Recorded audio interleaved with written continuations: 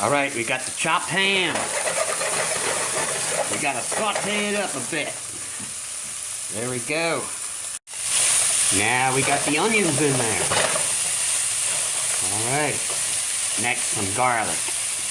Now we add our potatoes.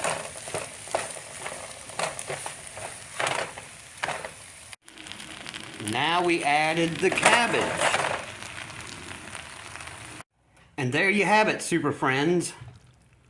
1/2 hour for a pot of cabbage, potatoes, and ham, onions and garlic, lots of good flavor. I didn't add any salt to this. I figured, look at that juice. That ham puts out enough flavor. Don't need to add salt.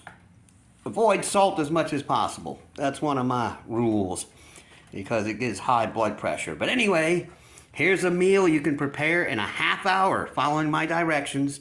Look at that. The whole family will love it. Ha ha!